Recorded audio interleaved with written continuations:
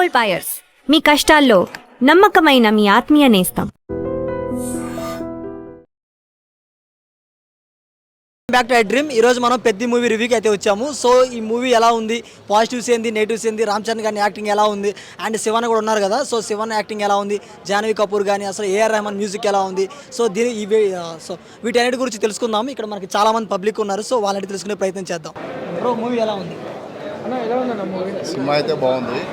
Like first 2 songs అయితే అదిరిపోయినాయి. Last 20 minutes super ఉంది. అదాఫ్లో లాస్ట్ 20 minutes సూపర్ ఉంది. ఫస్ట్ 2 సాంగ్స్ అదిరిపోయినాయి. ఇప్పటి వరకు సినిమా ఎక్కడ బోర్ లేదు. యాజ్ ఏ రియల్ చెప్తున్నా, అంటే లైక్ పర్టికులర్ చెప్తున్నా, ఇప్పటి వరకు బోర్ లేదు. 2 సాంగ్స్ అదిరిపోయినాయి. లాస్ట్ 20 minutes అదిరిపోయింది. రంగస్థలానికి దీనికి ఏమైనా డిఫరెన్స్ అసలు రంగస్థలానికి దీనికి అసలు ఎక్కడ రిలేషన్ లేదు. అంటే బుజ్జిబాబు చెప్తుంటే ఏదో అనుకున్నా, అది వేరు ఇది వేరు, డిఫరెంట్.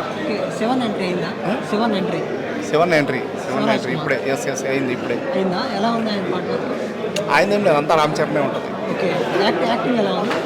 యాక్టింగ్ అంతే, ఇంకా రామ్ చరణ్. అంటే మెయిన్ చెప్పాలంటే కథ మాత్రం చాలా బాగుంది. అంటే మన కుస్తీ ఫైటింగ్లో ఎంత ఎంజాయ్ చేస్తామో, మళ్ళీ లాస్ట్లో రామ్ చరణ్ గారు కాలు లేకున్నా కూడా మళ్ళీ ఒక రన్నింగ్లో కాలు పెట్టుకొని మళ్ళీ కాలు పైన ఉరుకోవడం చూసిన వాళ్ళు యాడ్సాప్ అని చెప్పొచ్చు. అంటే ఒక ప్రతి ఒక్కరు కూడా ఏదైనా సాధించవచ్చు అని నిరూపించిండు మళ్ళీ డైరెక్టర్ గారు, హీరో గారు. నిజంగా చెప్తున్నా, ఈ సినిమా మాత్రం చాలా పెద్ద బ్లాక్ బస్టర్ అవుతుంది, కావాలి. ఎందుకంటే ఆయన ఒక ఊర్లో ఒక ట్రైన్ లేనందుకు కొట్లాడతాడు. అంటే మన ప్రతి ఒక్క ఊర్లో ఏది కూడా లేని వాళ్ళు కూడా చాలా మంది ఉన్నారు. ఒక సినిమా ప్రకారం కాకుండా రియల్ లైఫ్లో కూడా చాలా ఊర్లలో కూడా ఏం లేకున్నా కూడా చాలా మంది అడగలేకపోతారు, కొంతమంది చేయాలని కూడా చేయలేకపోతారు. అంటే ఇది ఒక ఎగ్జాంపుల్ తీసుకోండి. ప్రతి ఊర్లో కూడా ఏదైనా ఉండాలని రియల్గా ఈ డైరెక్టర్ గారు నిజంగా చెప్తున్నా, కథ రాసుకోవడం నిజంగా హ్యాట్సాప్ చెప్పొచ్చు. ప్రతి ఊర్లో కూడా బాగుండాలని కోరుకుంటారు ప్రతి ఒక్కరు. అదొక ఎగ్జాంపులే మన పెద్ద సినిమా. ఆయన ఒక కాలు పొడగొట్టుకొని కూడా మళ్ళీ రన్నింగ్ చేసి మళ్ళీ ఊర్లో సక్సెస్ఫుల్ అయ్యి చాలా బాగుంది. చాలా బాగుంది. ఇది సినిమా మాత్రం వరల్డ్ రికార్డు కొడుతుంది. రామ్ చరణ్ కెరియర్లో ఇది ఒక పెద్ద బిగ్గెస్ట్ మూవీ చెప్పొచ్చు. యాక్టింగ్ మాత్రం సూపర్. రంగస్థలం తర్వాత మళ్ళీ పెద్ద మూవీ బ్లాక్ బస్టర్. సినిమా మాత్రం హైలైట్. ఒకటే చెప్తున్నా, ఏ రమణ మ్యూజిక్ మాత్రం ఇచ్చి పడేసిండు, సూపర్. ఒకటి చాలా బాగుంది. జాహ్నవి పర్ఫార్మెన్స్ ఎలా అనిపిస్తుంది? జాహ్నవి పర్ఫార్మెన్స్ కూడా బాగుంది, బట్ రామ్ చరణ్ యాక్టింగ్ చాలా హైలైట్. సాంగ్స్ అయితే సూపర్ హిట్. అన్ని సాంగ్స్ అది రంగస్థలం కంటే బాగుంది. యాక్షన్ సీక్వెన్సెస్ ఎలా ఉన్నాయి? సూపర్ ఉన్నాయి. అసలు రామ్ చరణ్ క్యారెక్టరే హైలైట్ గా ఉంది. నేను నిజంగా చెప్తున్నాను, నాకు ట్రైలర్ నచ్చలేదన్న. సాంగ్స్ నిజంగా మా ఆవిడ కూడా తిట్టింది అనమాట. నిజంగానే సొమ్ములు ఉన్నాయి, సోకులు నిజంగా నచ్చలే. ఎందుకు నచ్చలేదు అనే 600 పెట్టి టికెట్ పెట్టి వచ్చాను. అమ్మతోడు ఇలాంటి సినిమా ఎవరికైనా నచ్చకపోతే అప్పుడు చెప్పండి. నిజంగా ఇది ఇండియాకి కావాల్సిన సినిమా, మన దేశానికి కావాల్సిన సినిమా. చాలా బాగుంది. క్లీన్ అండ్ గ్రీన్గా చాలా అద్భుతమైన చెప్పాడు అనమాట. అంటే మీరు ఎంటర్టైన్మెంట్ కోసం, డాన్సుల కోసం అయితే ఈ సినిమాకి రావద్దు. ప్యూర్ అండ్ మంచి స్టోరీ కోసం అయితే రండి. నిజంగా చాలా బాగుంది.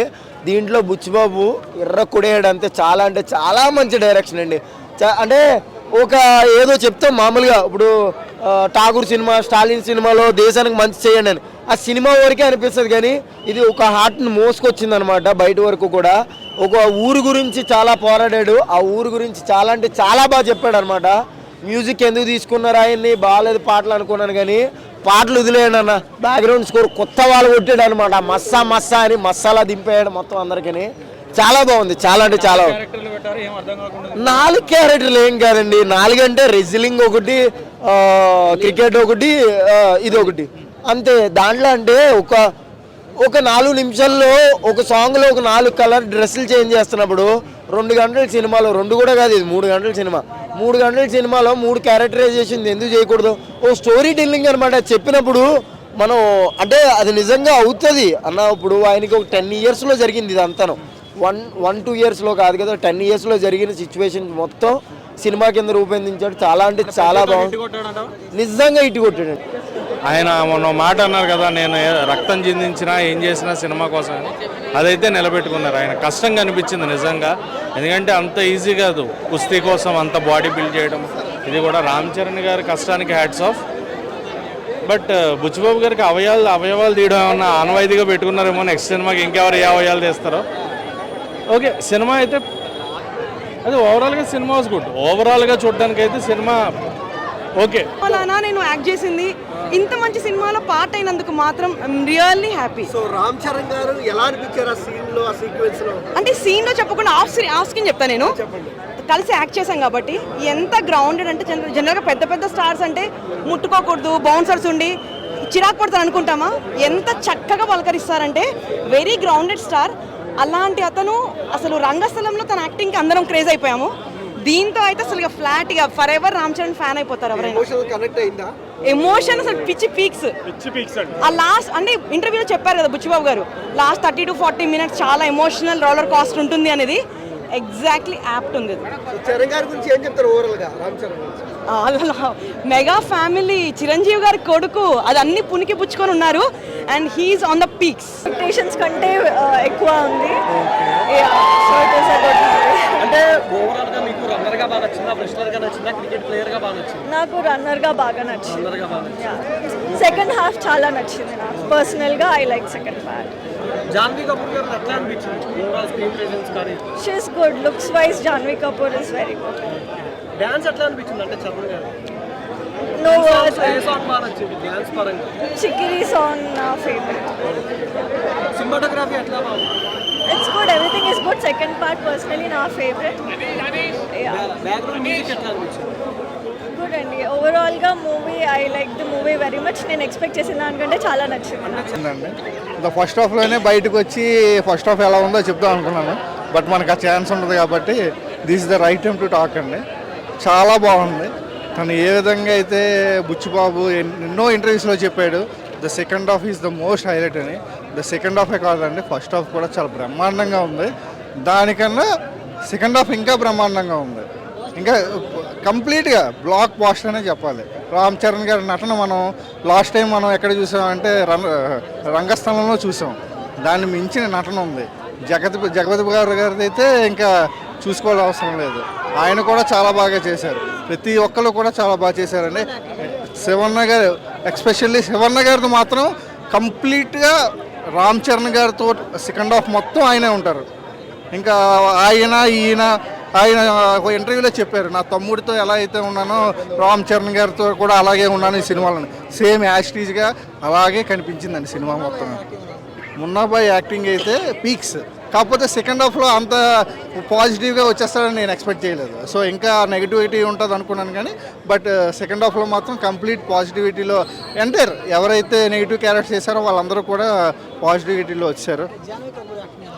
సో ఆవిడ చెప్పాలంటే ఆవిడ అమ్మగారి అందం తనకు వచ్చిందండి. The way of simplicity, the acting అంతా చాలా బాగుంది. So this the upcoming movies కాబట్టి ఇంకా రాను తను హైకి వెళ్ళాలని కోరుకుంటూ ఉన్నాం. అంటే మీకు రన్నర్గా బాగా నచ్చిందా, రెస్లర్గా నచ్చిందా, క్రికెట్ ప్లేయర్గా బాగా నచ్చిందా? ఒక ప్లేయర్కి ఏ గేమ్ అయినా ఒకటేనండి. సో అన్ని గేమ్స్ కూడా ప్లేయర్ గెలవాలని కోరుకుంటాడు. యాజ్ వెల్ యాజ్ ప్రతిదీ కూడా తను స్పోర్టివ్గా తీసుకుంటాడు. తను అచీవ్ చేయాల్సిన గోల్స్ అన్నీ కూడా ఆ గేమ్లో ఎత్తుకుంటాడు. సో అన్ని 3 ఏవైతే ప్లేయర్స్ ఉన్నారో runner, wrestler and cricketer, so 3 highlight అండి. బుచ్చి అన్న, నువ్వేదో చిన్న సినిమా ఏదో ఉప్పినా తీసి ఏదో అనుకుంటానన్నా, అసలు మామూలు సినిమా తీయలేదన్నా. నువ్వు ఇండియన్ సినిమాని షేక్ చేసే సినిమా తీసావన్నా. అంటే ఇండియన్ సినిమా గర్వించదగ్గ గొప్ప భారతీయ చిత్రాన్ని తీసావన్నా. అసలు క్లైమాక్స్ అయినా ఇంటి ట్విస్ట్లో ఉప్పినాలో ఇచ్చే ట్విస్ట్లే మేము తట్టుకోలేకపోయాము. ఇది ఇందులో ఏందన్నా ట్విస్ట్ల మీద ట్విస్ట్లు ఇచ్చి క్లైమాక్స్ అయితే మమ్మల్ని కన్నీళ్ళు తెప్పించావు కదన్నా. అన్నా నువ్వు ఏదో చెప్పావన్నా. ఏం చెప్పావు? రామ్ చరణ్ అభిమానుల్ని స్క్రీన్ మీద ఆడిస్తామన్నావన్నా. ఏమన్నా ఆడిస్తావన్నా? మమ్మల్ని ఆడించడమే కాదన్నా, ఆడిచ్చావు, డాన్స్ చేయించావు, నవ్వించావు, మన లవ్ స్టోరీలో ముంచేసావు, కన్నీళ్ళతో తెప్పించావు.